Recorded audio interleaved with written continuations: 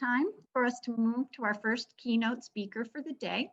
It's my great pleasure to welcome Sarah Truelsch, CUNY's Director of Policy Research, as our first keynote speaker. You can read Sarah's very impressive bio in the meeting materials. I've had a chance to be at several meetings with Sarah over the past 3 years that we've been working on Strong Start to Finish. New York and Ohio were one of the original states.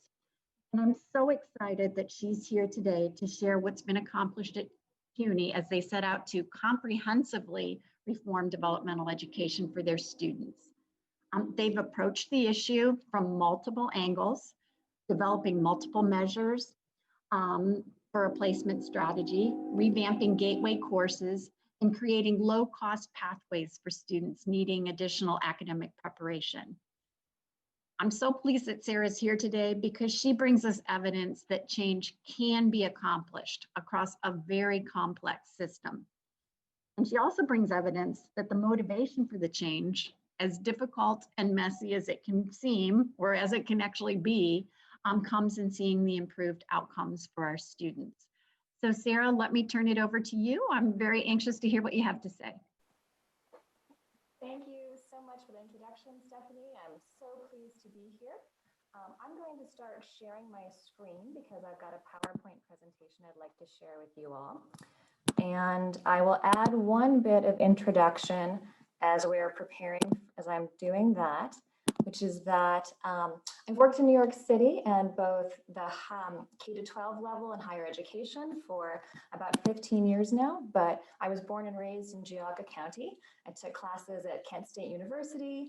My family members have attended many other universities and colleges across the system, so it's a special treat for me to be joining you virtually in Ohio today. So now that I've introduced myself, I'm going to introduce a little bit the City University of New York system. So CUNY is a system of 19 undergraduate colleges. All of them are located within New York City. We have a mixture of community colleges as well as baccalaureate granting institutions and graduate schools, though the remediation reform is really most relevant for our undergraduate colleges. Altogether, we have 240,000 matriculated undergraduates every term. And we have a kind of complicated system of governance. We have one board of trustees and one university chancellor that sets some system-wide priorities, but we also have each of our colleges is an individual college, not just a campus, and it has its own president and provost. So we have a lot of different leadership and coordination. Our centralized office sets some policies, notably the way that we assign students to remediation, who gets to go into credit-bearing courses versus developmental courses. That is set at our system level. And that has one of the things I'll be talking about today. But each of our individual colleges, departments, and faculty has a great deal of control over how they offer actual courses. And I'm just gonna, okay. Sorry, I'm just checking the chat now. Are sound levels okay? Sound being difficult to hear? Okay, I'm gonna lean a little bit closer to the computer. Is that any better? Hi, Sarah, that's great. Okay, great. So I might. So thanks for that. I'll just recap the last minute of what I said about our central system and how we split up governance within the City University of New York, because I think that might be interesting to you all. And I'll say again that we have a central university office headed by a chancellor that sets some policies for the entire university, and notably those are, we make decisions about assignment to credit versus assignment to developmental education that are common across all of our undergraduate colleges and mostly focused on our community colleges. But every individual college has the authority over developing its own courses, course structures. The faculty who teach those courses have a great deal of control over what happens in the classrooms. So the policies that I'll talk about here and the way that we've implemented them have come through a combination of central policy making and incentives, persuasion, and case making with the campuses. And several of the slides that I'm going to share today, many of them, in fact, originally came out of presentations that we gave for faculty or provosts at our individual colleges to make this case for remediation reform.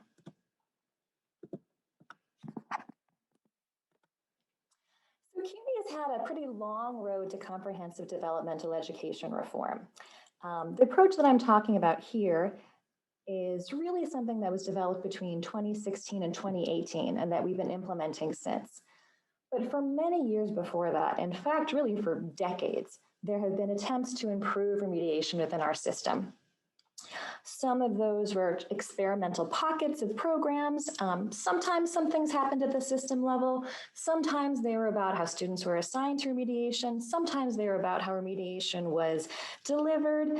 Lots of different piecemeal attempts, because obviously problems with remediation are something people have been identifying in some ways for a long time.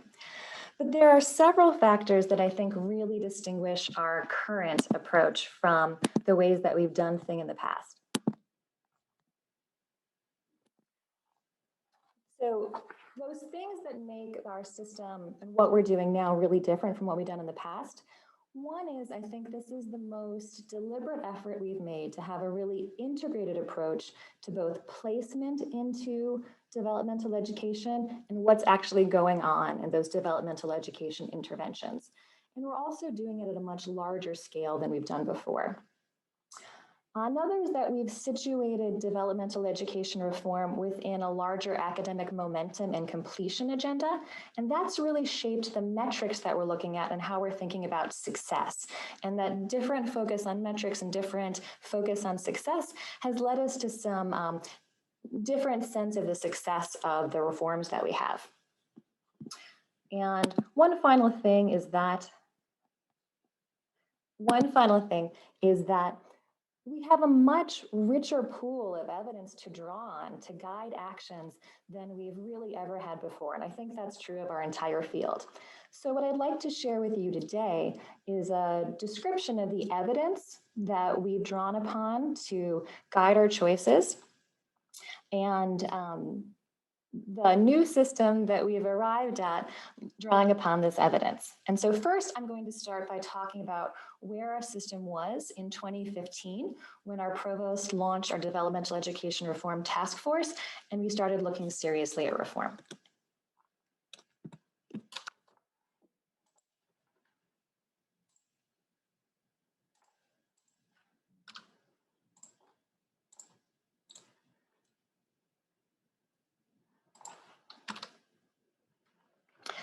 So what we saw when we looked at the state of success in remediation back in 2015, we looked at the kind of success rates that our students who were assigned to remediation versus not assigned to remediation had.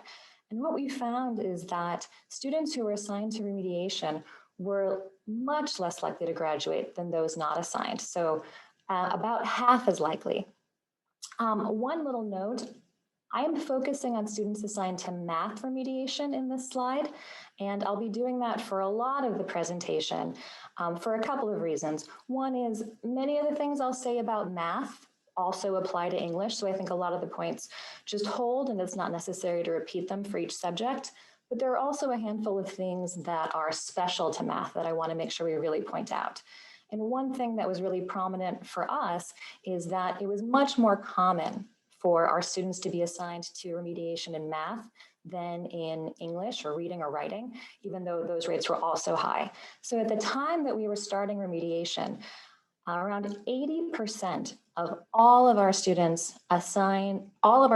entering as first-time freshmen into our community colleges were assigned to math remediation. So when we looked at even just course taking, not even the far out category of did students graduate, we found that we had a system that resulted in most associate students, and this isn't even just students assigned to remediation, this is all associate students. Most associate students never passed a credit-bearing math class. not within 2 years of entering. And if we wait for a few more years or terms after the 2 years, this number doesn't really get much better. So by whatever kind of measures we were going to use to look at our remedial programs, the approach we had in 2015, it clearly wasn't working to achieve its own objectives of helping students be successful in credit-bearing courses and be on a track to graduation.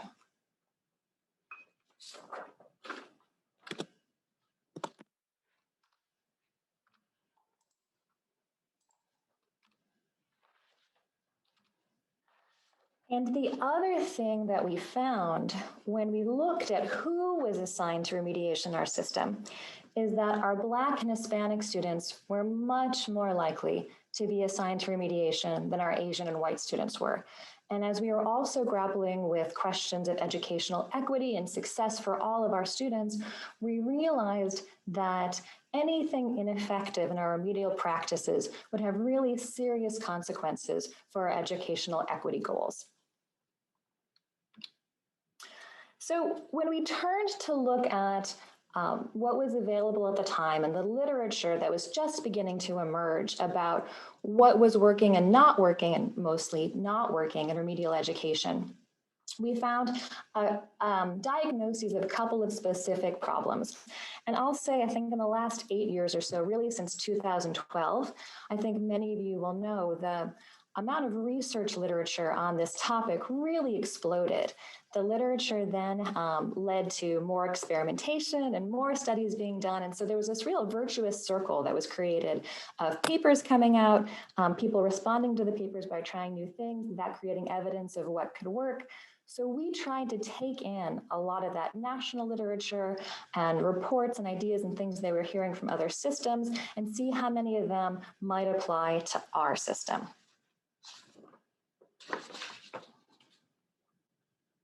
So when we thought about why our traditional remediation wasn't working, why we were having those results that less than half of our students ever earned credit in a math course, we found several things. One, placement practices were ineffective for determining which students can succeed in credit courses. So we weren't that good at distinguishing who ought to go into remediation versus who would do okay if they went directly into a credit-bearing course. Then success rates in our remedial courses were quite low. So students were entering them and often not leaving and moving on to credit-bearing courses. Even when students were successful in the remedial courses, we lost a lot of students in re-enrolling from the remedial course into the next course in a sequence or to their first credit-bearing course. So we just had attrition between exit points. Here's a sort of math-specific thing that we found. Our elementary algebra courses prepared all students for college algebra.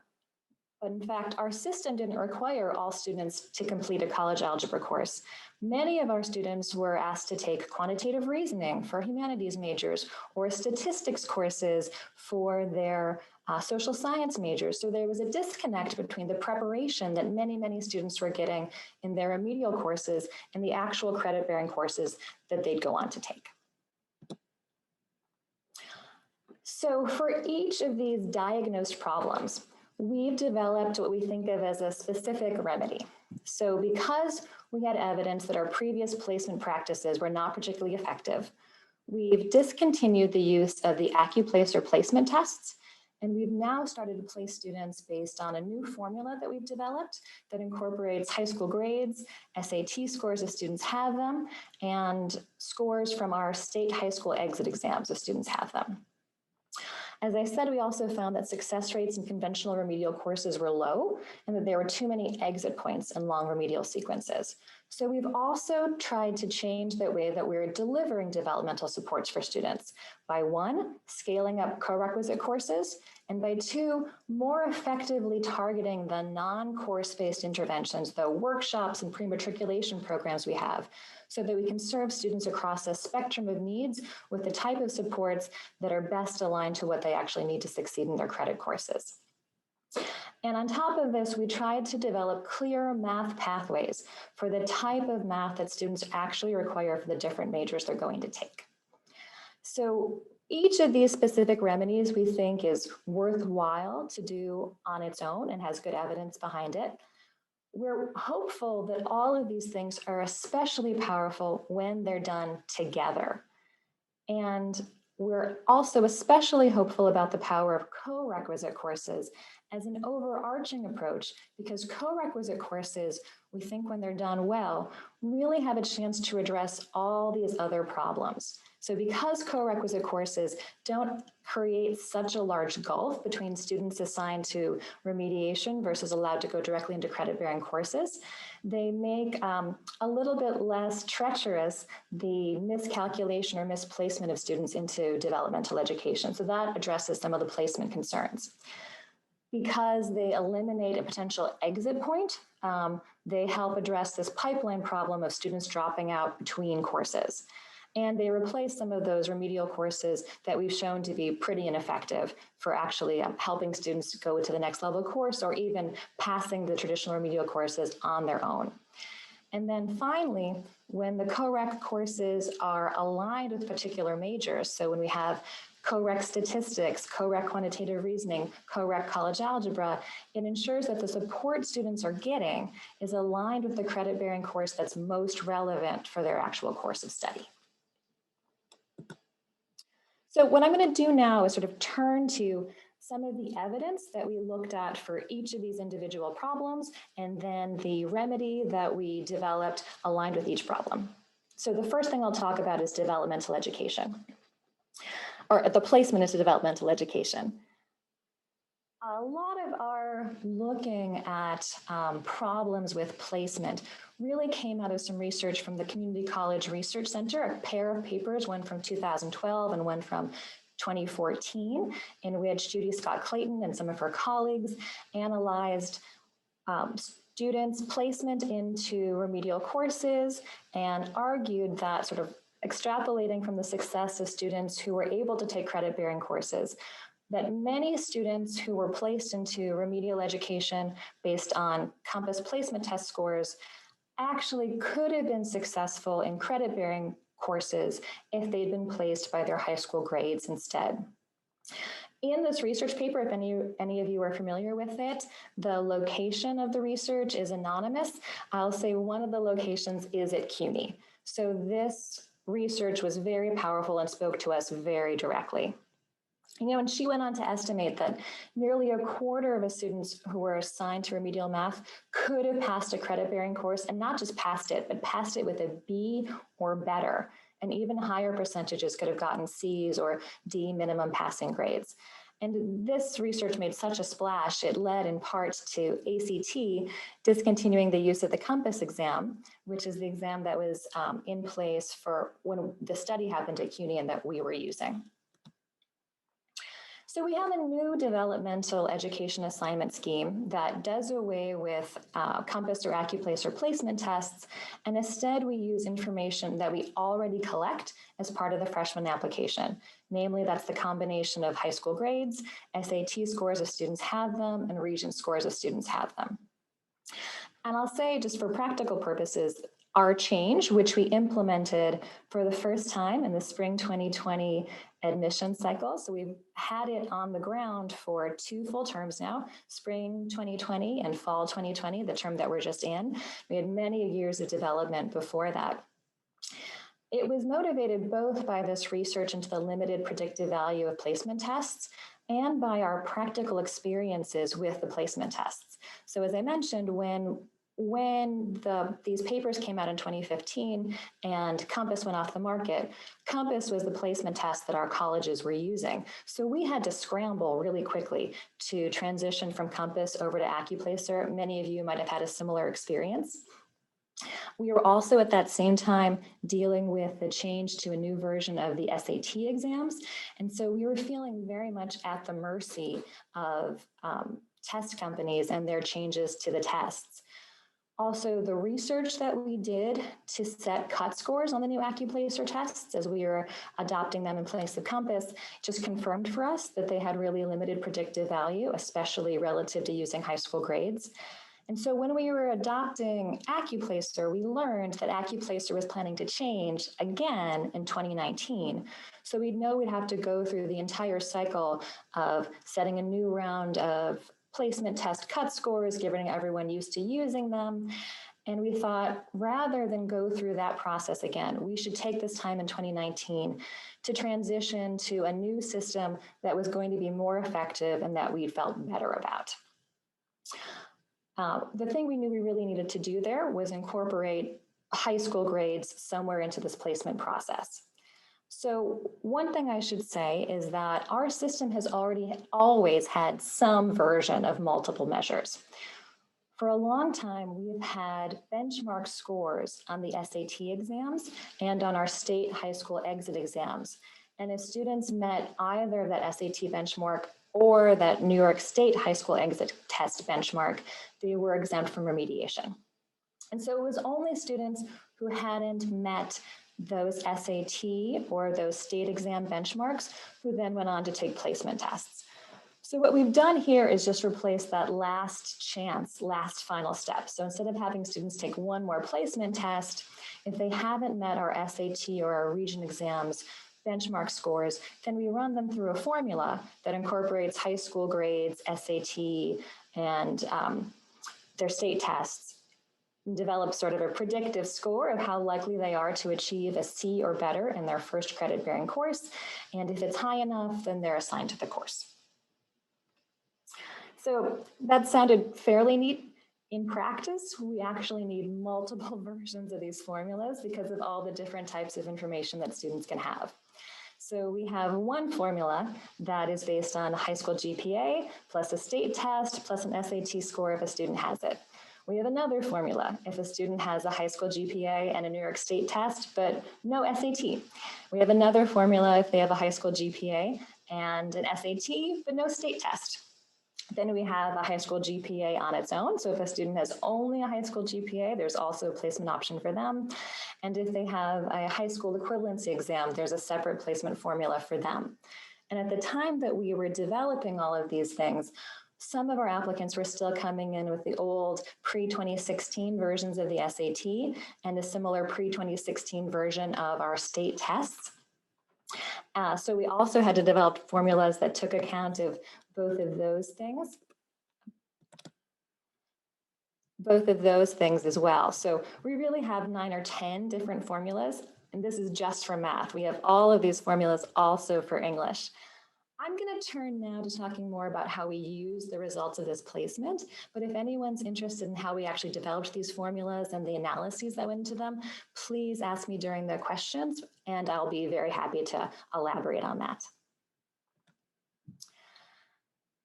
So the way that we think about our new placement exams is part of our comprehensive effort, not just to identify how likely students are to succeed in a credit-bearing course, but to think about what kind of supports we have to offer them, and think about this exercise mostly as targeting the supports to students.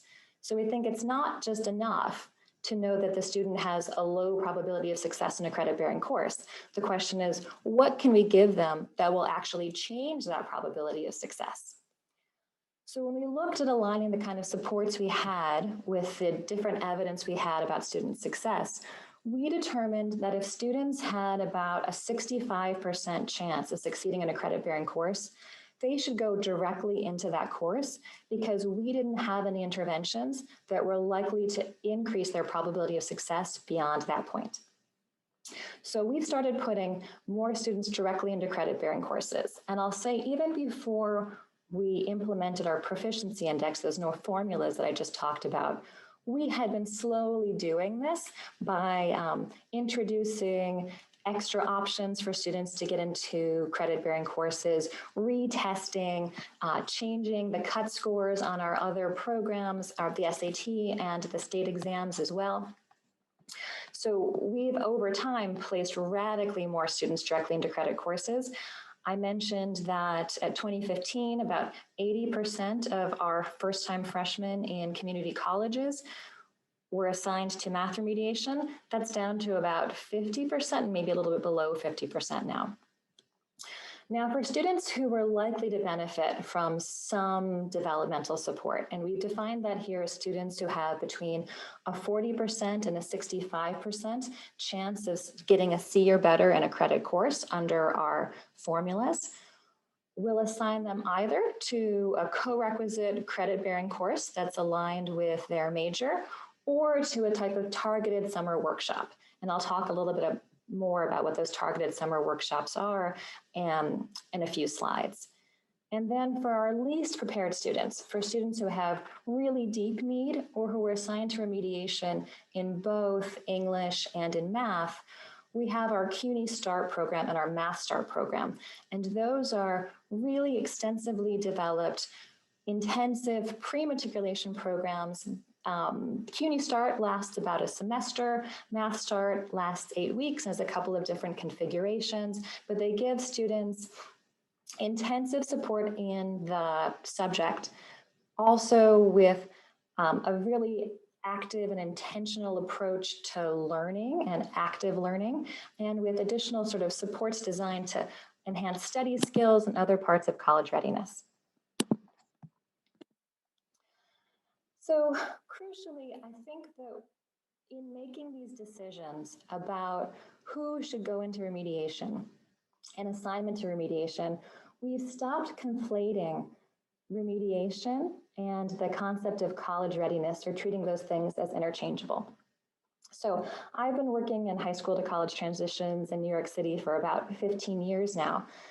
And one of the things that I saw happen that came out of, I think, a really well-intentioned place is that over a period of time, college readiness really became synonymous with hitting our minimum standards of assignment to credit versus remedial courses. And so one example is that our local New York City Department of Education, and to some extent our state, adopted college readiness benchmarks that were just copies of students' assignment to remediation policies. So if students got that minimum SAT score or a minimum New York State exit test score, then they were defined as college ready. Well, I think that comes out of a really good place to better align practice between our high school partners and our higher education system. I ultimately think that ended up doing a disservice to both remediation and to the concept of college readiness. So one thing is we put so much attention on making students college ready and assessing students' college readiness that for many years we skipped over the question of whether or not the things that we were assigning non-college ready students to were actually helping them. We really made the conversation so much about students and what they were bringing to college that we skipped over parts about what the colleges were actually offering to the students. One sort of fundamental point that we tried to embrace is that we should not be diverting any students from credit-bearing courses unless we have a solid reason to believe that doing so will actually improve their probability of passing a credit-bearing course in the future. So it's not enough just for us to say this student has a low probability of success. We really have to say, what can we do to improve that student's probability of success? And we have embraced and recognized the fact that there are many things that are in the control of colleges, programs, courses, instructors to improve that student's success. And it's not all as simple as how the student is entering our colleges. We also recognize that standards of preparation vary by intended majors, right? So the kind of math readiness that a psychology major needs is really different than the kind of math readiness that a physics major needs. So there's not one single bright line of college readiness. There's a sort of different amounts of preparation that are appropriate for different courses of study. And we've also found that developmental education students may need a lot of things other than just content knowledge. It isn't necessarily just lack of arithmetic skills that are holding students back. And the basic minimum competency that we're asking for students to take their first credit-bearing math or English course is also not sufficient to succeed in college. So by focusing college readiness conversations so much and just the minimal standards for assignment to remediation, I think we really inadvertently flattened a lot of the concept of college readiness down to a too simple measure. And that's something we're trying to reclaim and take this as an opportunity to also think about what real authentic college readiness should look like.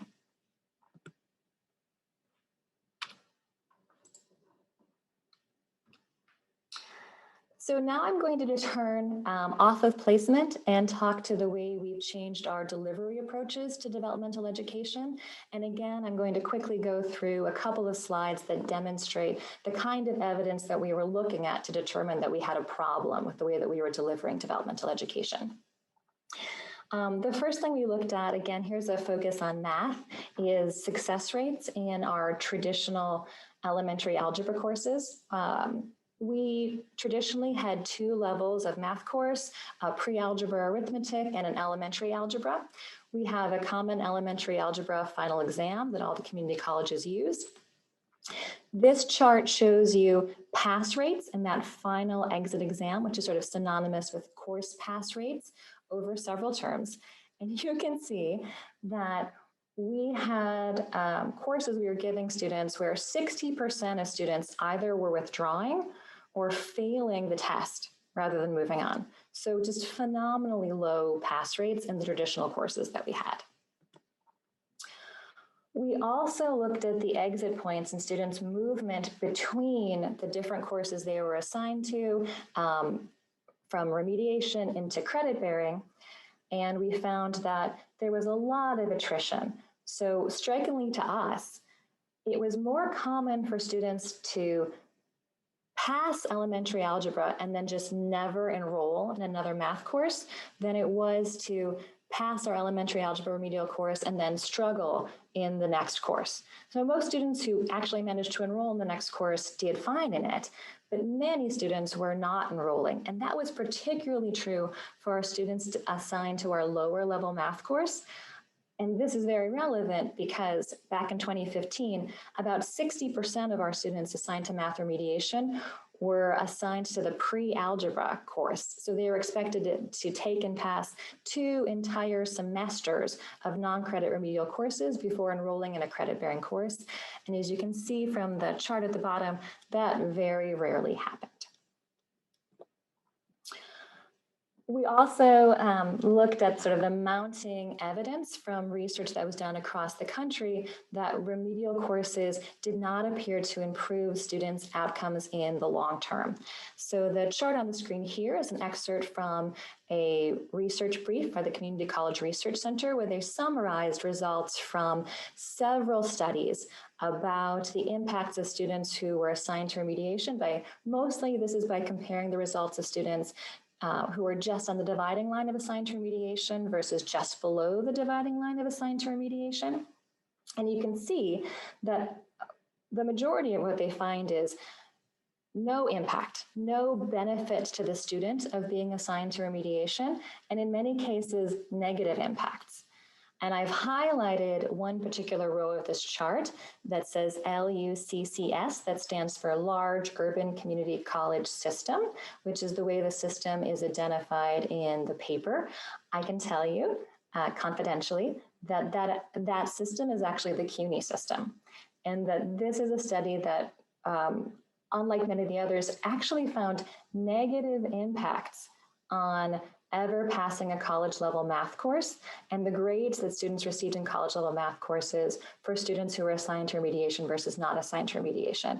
So this particular study on our system really got our attention, but the sort of body of evidence and the similar findings from system to system with different types of remediation, different levels of cut scores, different types of sequences, so many people seem to be coming to the same kind of conclusions that we shouldn't be assuming that assigning students to these remedial courses was actually helping them in any way. And then finally, I mentioned before that we started examining whether the elementary algebra course we had was really appropriate for the students who are assigned to it. And what we found is that of students who took and passed our elementary algebra course, many more of them went on to take a credit-bearing math course that was something other than college algebra, either quantitative reasoning or statistics. So we had this path that was preparing all students as if they were going to take college algebra next, when that was not the case. Most of them were never going to take another algebra course after that remedial course.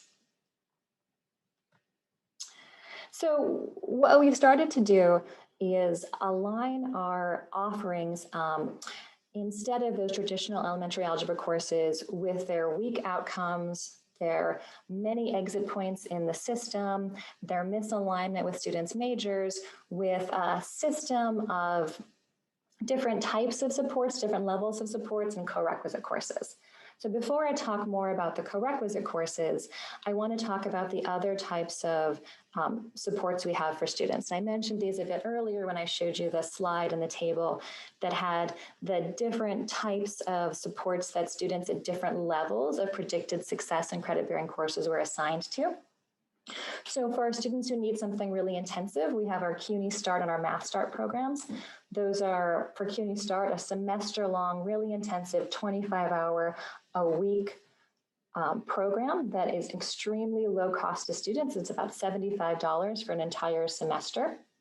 And it's designed to get students ready in that single semester to go directly into credit-bearing courses in both math and in English.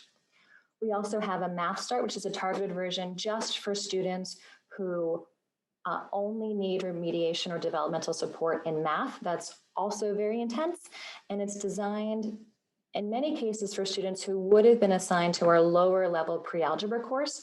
So instead of going through 2 entire semesters, an entire year of non-credit remedial courses, as was done in the past, our Math Start program condenses all of that material and preparation in a much more effective style into 8 weeks and has much better outcomes than our traditional remedial courses did. And on the other end of the spectrum, we have a long-standing program of Summer Immersion programs.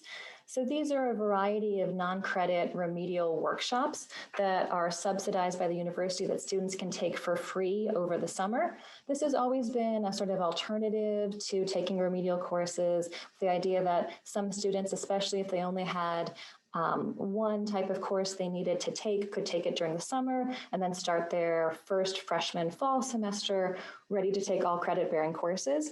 And over the last couple of years, we've been even more intentional about really targeting those programs and saying these are the options for students who really have very light developmental need, who maybe don't need a full co-requisite course. They just need a couple of week targeted workshop that'll help them be prepared for success when they enroll in credit-bearing courses.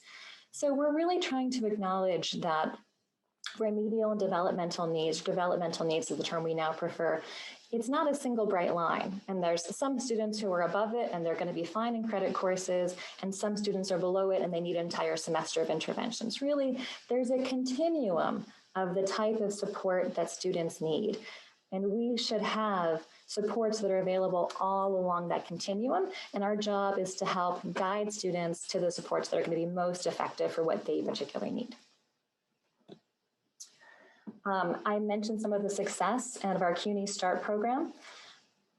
I should acknowledge that a lot of these completion and pass rates are not astronomically high, but their students who have gone through CUNY Start are about twice as likely to pass a gateway credit-bearing math course in their first year as students who went through our traditional remedial programs. So while we'd love for these to get better, they're much more successful than the business as usual remedial courses.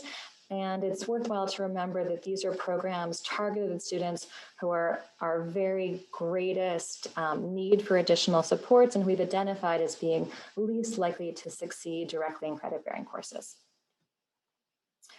And I mentioned a little bit about our summer immersion programs. I mean, one thing that's quite nice about them is because they're offered in special workshops, they don't go through all of our full faculty review. There's a lot of flexibility for the colleges to experiment with them and change the structures and try out new things.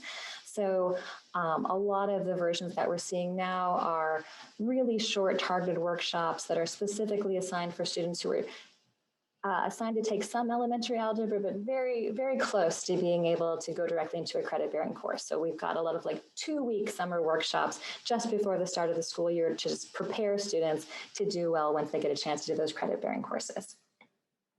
And we've identified sort of students who have taken those summer programs, 70% have gone on to pass their gateway math courses. So even those really small, targeted, short workshops are associated with quite a lot of success in the credit-bearing courses we really care about. But what we're really excited about, I mean, all of these things are exciting, but what we're really excited about is the promise of co-requisite courses.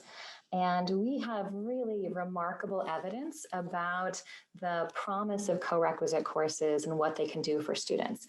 And what I'm going to describe for the next minute or so are results of a really powerful study from that was first published in 2016, I think, from Alexandra Loeb, Mari Watanabe, and Dan Douglas. I'm also happy to say that this is an experiment that was conducted at CUNY. So this evidence was incredibly powerful for us, but it's been much cited in national literature and published in peer-reviewed journals, and we think has tremendous generalizability to other systems. So what they did in this really beautifully designed study is they had 900 students who were assigned to take elementary algebra courses across 3 different colleges. They split them into 3 different groups. One who would take their traditional elementary algebra course, that's their control group.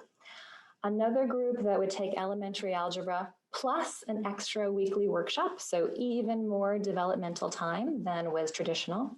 And then a third, their experimental group, that instead of taking their remedial course would go directly into a normal credit-bearing college-level statistics course, and on top of that, get a weekly workshop. So basically a co-req statistics course. One thing that's really lovely about this study, again, as I mentioned, it was conducted at 3 different community colleges. Every instructor who was part of the study taught one section of the 3 course types. So they have completely balanced assignment to instructors across these experimental groups. And what they found was that students who were assigned to the co-requisite statistics course were much more likely to pass that course and earn credit than the students assigned to the traditional remedial course. So of students who were assigned to the co-requisite statistics course, that's the top line stats/WS workshop line of the chart that I'm showing now, 60% of them went on or earned college level credit and fulfilled the math requirements they needed to graduate within a year and a half. For students, then I'll focus on the bottom level. That's compared to 37% of students who were assigned to traditional remediation. So not only were students more likely to eventually earn credit by taking the co-req course, more students just passed the credit-bearing statistics course than just passed the elementary algebra course and even had an option of moving on to the next credit-bearing course. And something that's kind of interesting is that the lowest amount of success they observed was for students who were assigned to elementary algebra plus the workshop. So getting 3 course hours plus 2 additional workshop hours. I think a lot of the conventional wisdom is that more preparation would be great for students, more math support, the better. That was not the case at all. Those students actually had the worst outcomes. They were most likely to withdraw from their courses altogether.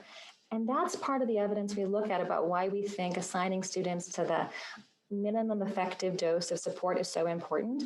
This isn't the case where more is necessarily better.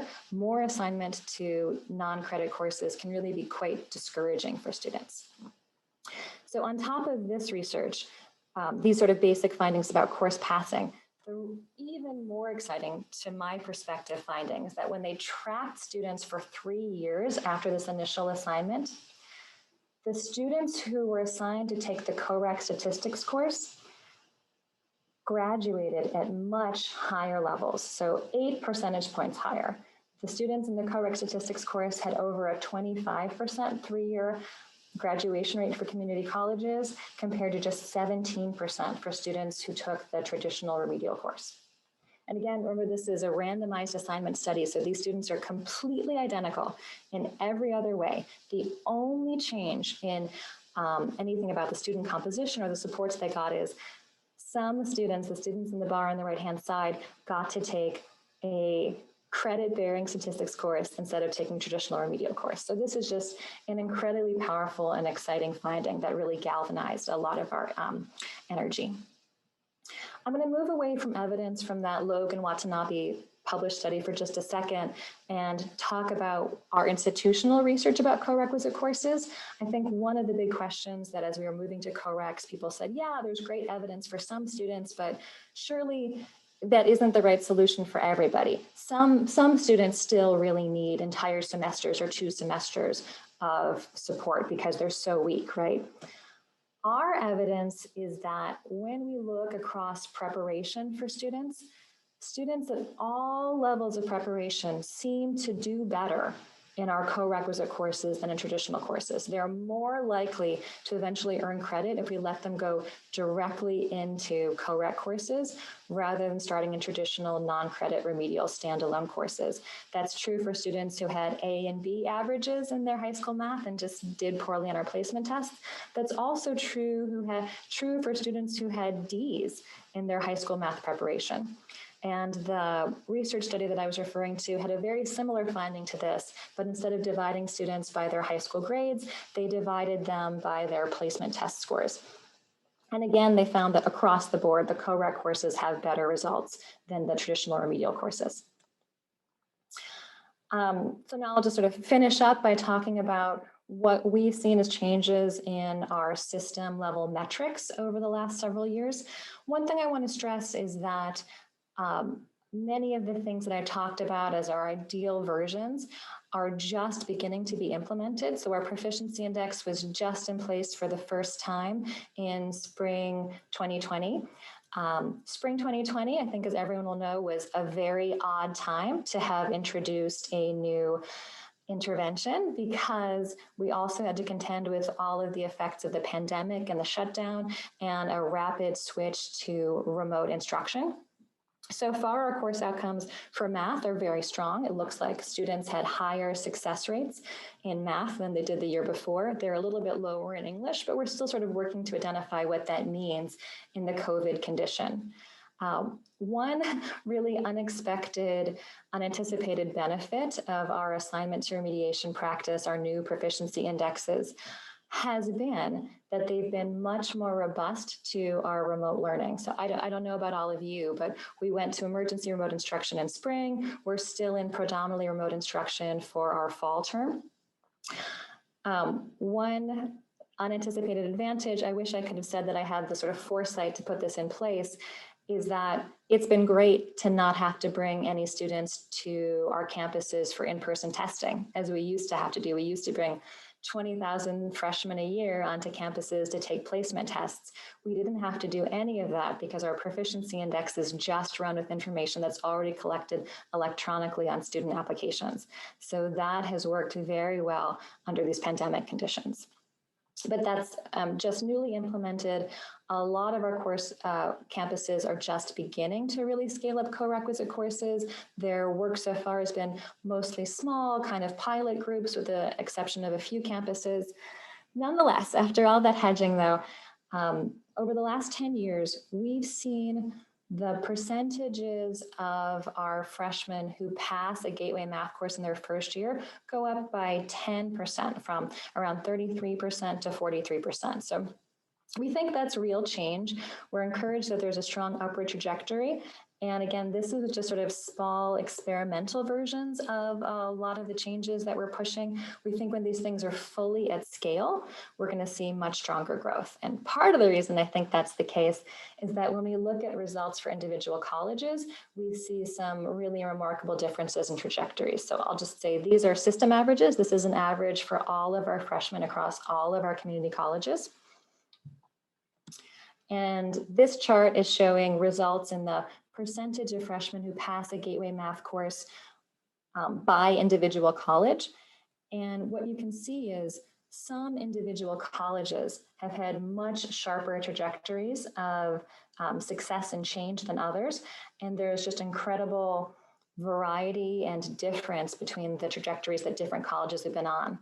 That green line at the top where we have a college that's consistently had around 60 to 65% gateway math pass rates or success rates in their first year, that's a college that has only been doing co-requisite courses for all of this time. So they were the first school to fully adopt co-reqs at scale. The second blue line, that was our second school to adopt co-reqs at scale. And that orange line, that's a school that started really embracing co-reqs around 2017. So we think that there's a lot of work to do to hit our goals. Our system-wide goals are to have 60 to 65% of all of our freshmen completing math within the first year. We've got a lot of work to do, but we like the trajectory we're on.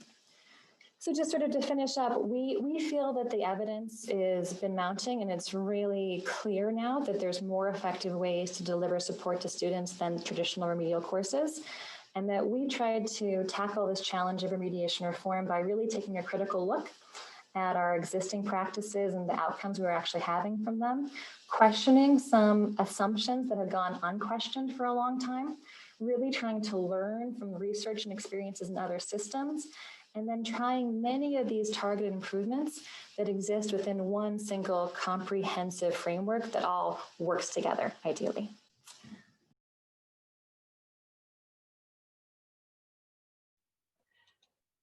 My name's Jessica Ruffner. I'm the Manager of Prior Learning Assessment at Owens Community College. Prior to my role in Prior Learning Assessment, I was in testing services for a number of years and have helped with our placement processes for our students coming in at the college. Holly Hall and we're both members of the Placement Implementation Forum, and we are planning to go over the recommendations that our group came up with. We all felt in our committee and statewide that the placement process into courses is an important part of the student's journey at the beginning. Proper placement is important because it will help students if a student is underplaced, or if they're overplaced into a course, it can be detrimental to their success. And so making sure that that is done appropriately is really crucial to help in the student's success. I'm going to turn it over to Holly now, as she's going to get started with our recommendations. Hi, thank you. I'm Holly Hall. I work for the Ohio Department of Higher Education as the Assistant Director for Ohio Guaranteed Transfer Pathways.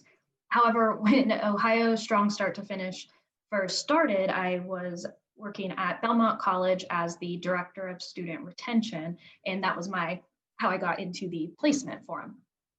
So we'll go ahead and pull up the next slide to show you the first recommendation from our forum. And, again, thank you to all of those who were our co-forum members. And thank you to Sarah for her presentation, because our forum really based our recommendations on the research. And so you'll see a lot of connections to what she just presented on. So our first recommendation is that institutions should consider multiple measure placement within a larger context of helping students identify career paths and majors, and ensuring that students are enrolling in courses that are appropriate for the student's desired major. So as Sarah mentioned, she talked about college readiness as a term, and what does that mean? It can mean different things depending on the student's goals. And so what we're essentially saying is that placement doesn't occur in a vacuum.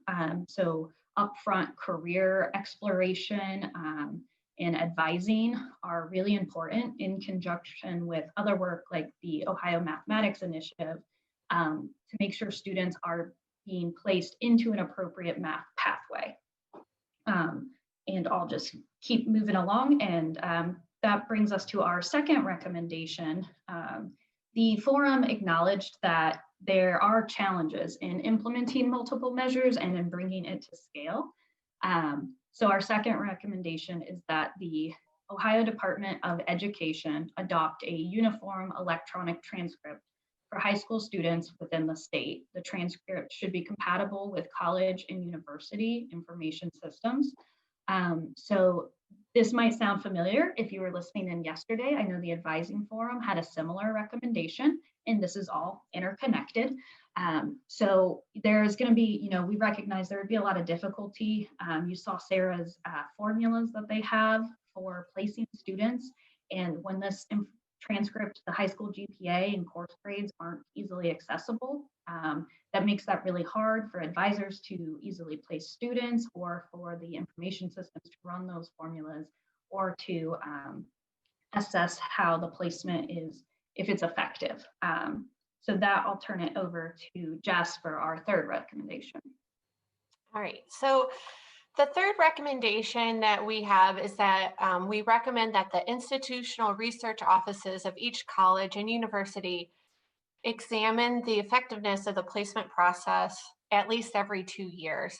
Owens Community College actually implemented multiple measures in 2019, and part of the committee that set up what multiple measures that we were planning to use instituted this as well. So it's really important to continually examine your placement procedures to make sure that they're effective in placing students properly as things change in curriculum and things and move on. So when considering your multiple measures, looking at high school courses and the GPA and their effectiveness in placement. Our fourth recommendation is that colleges and universities develop a training program for advisors and faculty.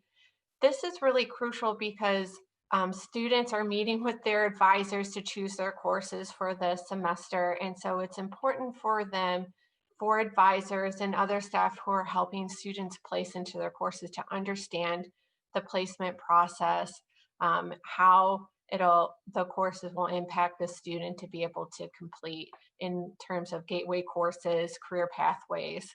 At Owens, when we implemented our multiple measures, we had extensive training with not only our advisors, but our admissions teams to make sure that everybody was on the same page and being able to help students.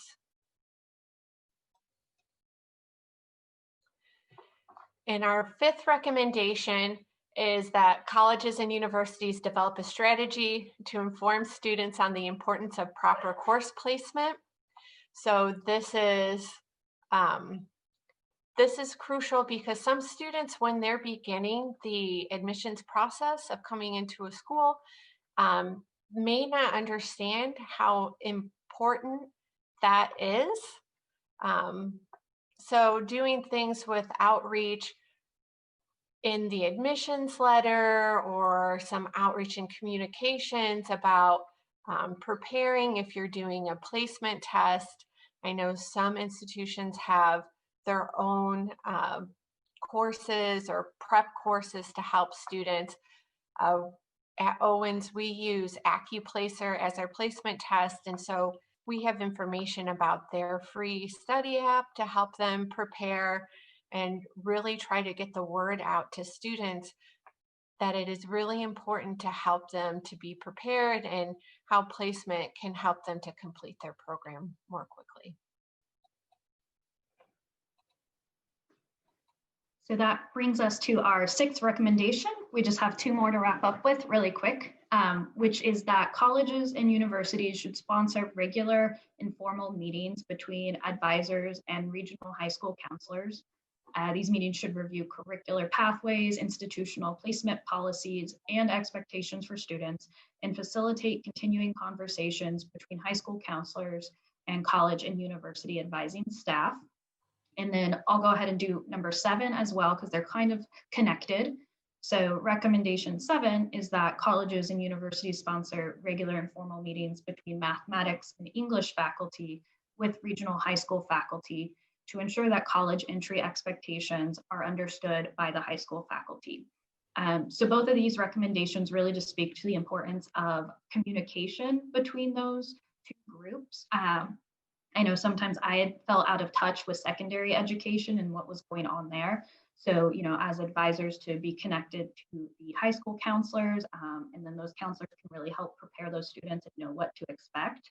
And then similarly for the faculty, sometimes with multiple measures, there are concerns that, an A in English at one high school or a 4.0 at a certain high school might not be the same as it does at another high school. So even though there's research around that, this communication can help ease some of those concerns that the faculty might have in that area and make sure there's proper alignment. So those are our 7 recommendations. The link to the full report was included in the chat, so please go there and review it when you can. And I'll just close out though with my favorite line from the report was that unfortunately there is no sorting hat that magically places students in the appropriate course. So our group always kind of referenced like, man, there's so many variables and how do we know we're getting them in the exact right, spot to make sure they complete, their statistics course. And we wished for that Hogwarts sorting hat, but that's not the case. But I'm just reminded of another quote. Someone has told me before that we can't let perfection get in the way of doing good. So you saw from Sarah's studies that she shared that, it doesn't maybe get 100% of students successfully completing these courses, but it's improvement and it's moving them in the right direction. So thank you all for listening to our recommendations and look forward to getting on with the program.